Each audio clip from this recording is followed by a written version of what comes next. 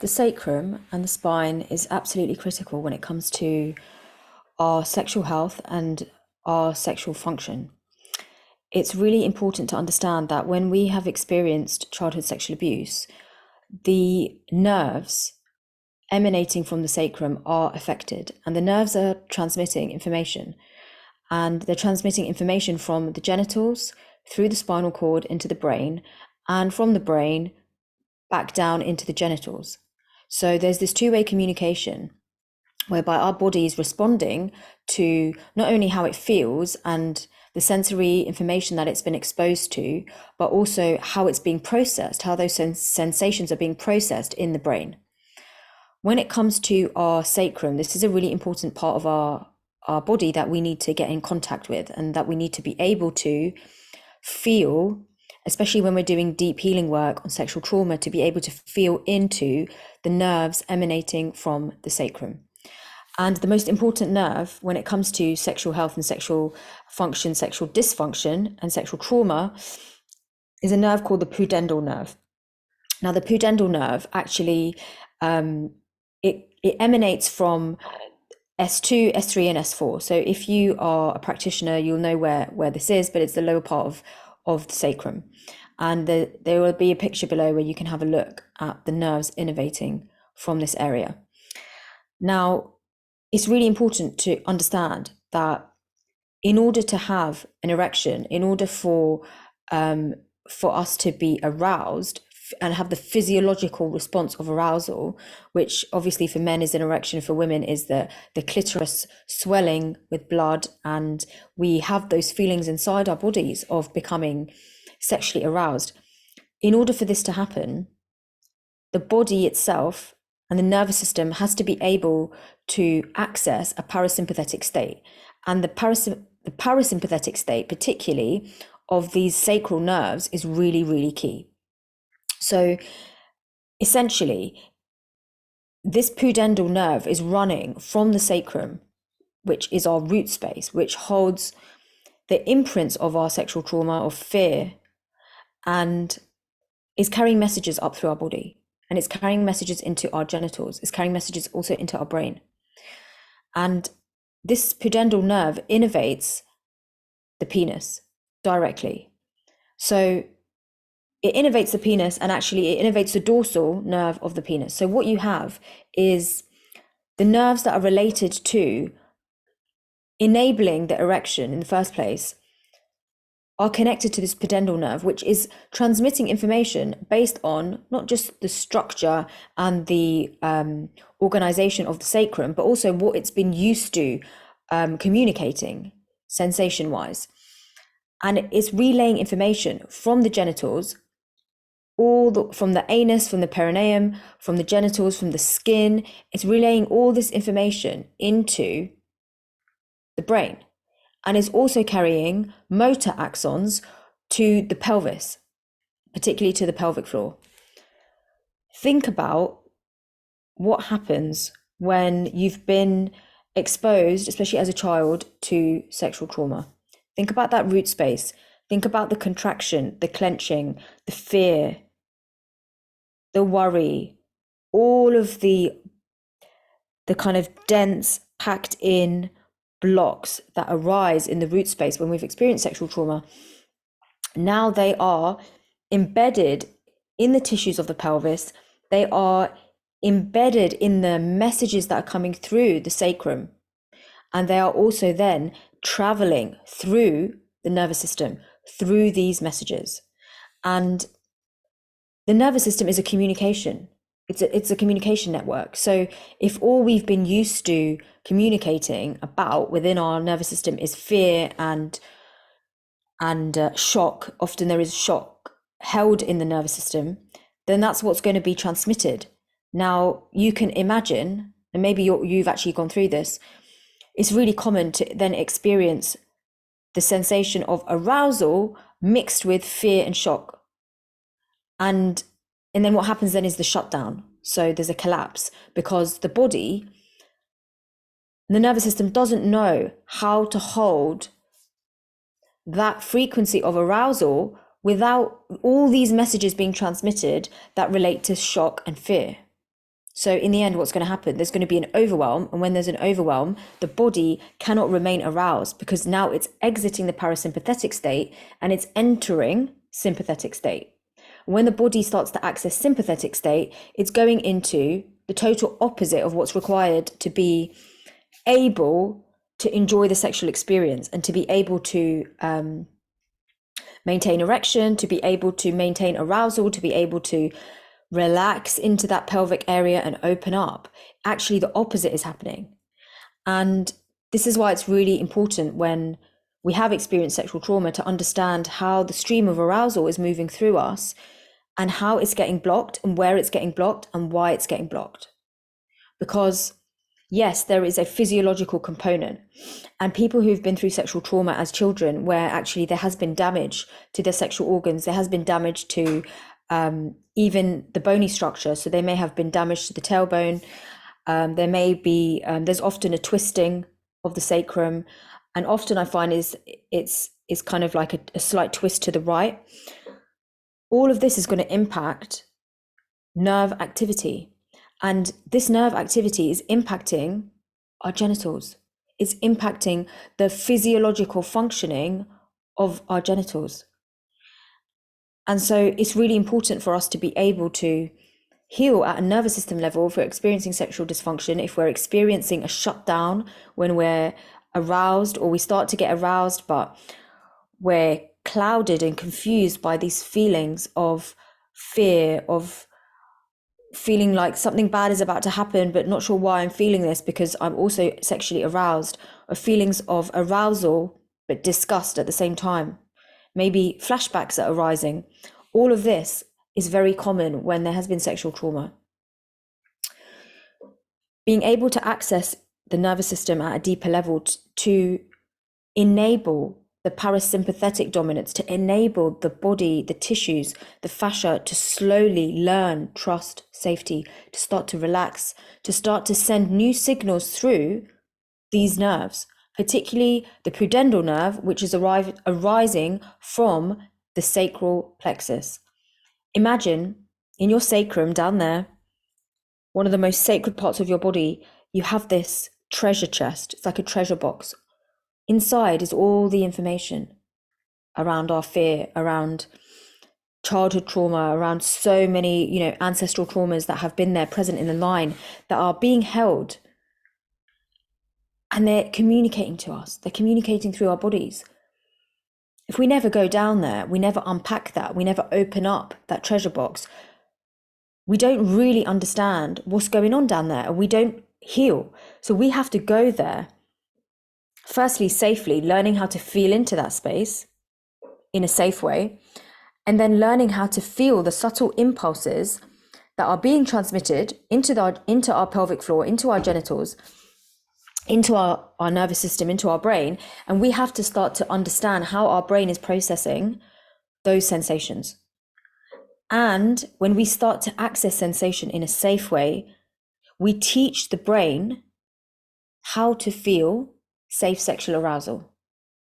We teach the brain how to access a parasympathetic state, how to rest, relax, open up to these sensations in order for us to retrain, send new messages down these pathways. As we send new messages down these pathways, the nerves themselves change. Their activity changes. And when the activity changes, the structure and the function change. So we're here to create new experiences of safety, new experiences at a nervous system level of what arousal actually feels like. This is a very, very deep journey. And it starts by being able to access, when I say access, I mean feel, being able to close our eyes and feel deeply into the sacrum area and visualize the sacrum. And then go in and start to feel the nerves and start to notice areas of imbalance. Just start to notice if there's areas of hyperactivity. Notice where you're getting blocked and you can't stay there. So it's like a somatic meditation with your sacrum, with the sacral nerves, understanding each and every moment, how your body is communicating your story and your healing.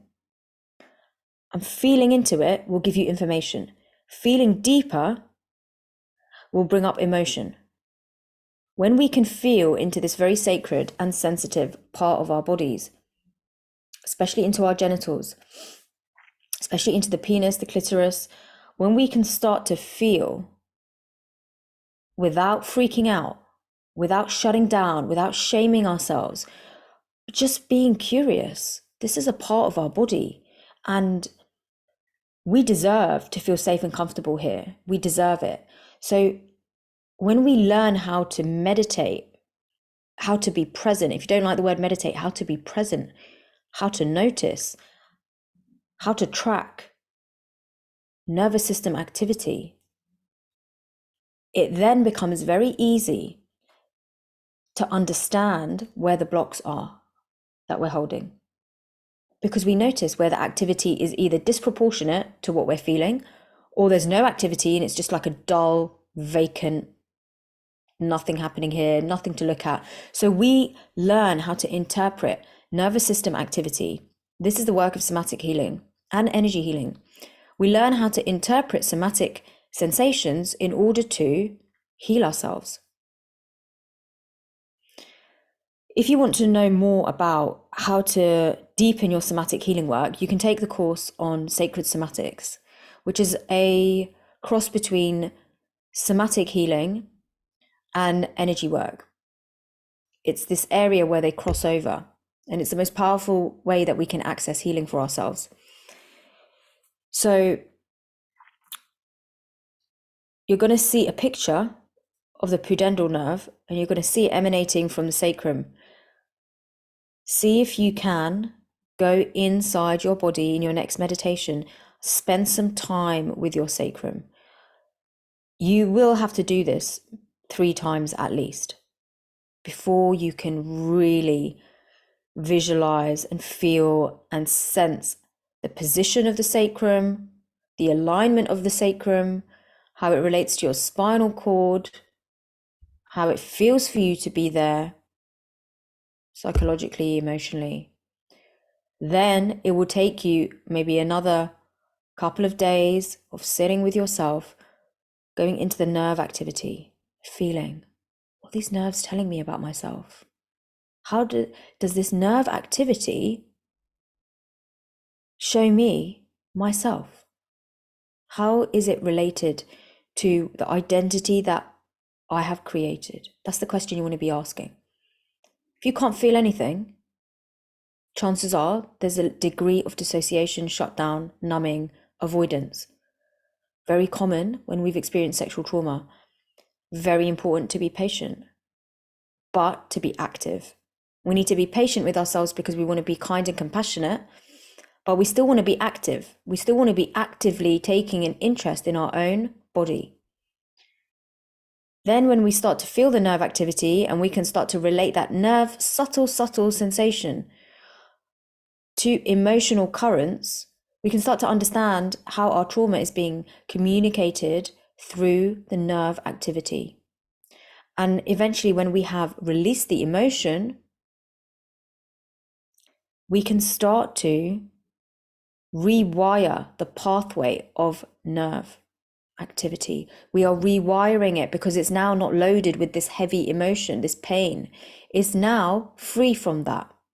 Messages and different types of messages can now be communicated. If you have experienced childhood sexual trauma or even adult sexual trauma, doing this work is going to be really important to be able to tap in and feel safe levels of communication arising within your body and your nervous system and your genitals, particularly when you're aroused. It's a very vulnerable time. The experience of being aroused, whether it's by, with yourself through self-pleasure, or whether it's with somebody else, it's a very vulnerable experience. Vulnerable in the sense that it takes us into places where we're not necessarily familiar, maybe consciously familiar with where we are. New spaces. our new sensations and new levels of awareness emerge. And that's why it's vulnerable, very, very vulnerable. We're always learning new things about ourselves through the sexual experience. And that's also why it's important to slow everything down and do what you feel safe to do. And by embracing self-pleasure for your healing, you can learn how to use touch, sensation, arousal at just the right levels for you to start to reprogram those nerve pathways, to start to give yourself the gift of honoring, teaching, healing your body. Because unless you meet somebody who is a trained somatic practitioner focused on, sexual health and sexual healing, you're going to have to do your own exploration. You're going to have to explore these sensations within yourself on your own, because often we meet somebody that doesn't necessarily have that level of sensitivity or that level of awareness about the sacredness of the sexual experience and of what the stream of arousal actually is. And then it's re-triggering. We get re-triggered through the sexual encounter.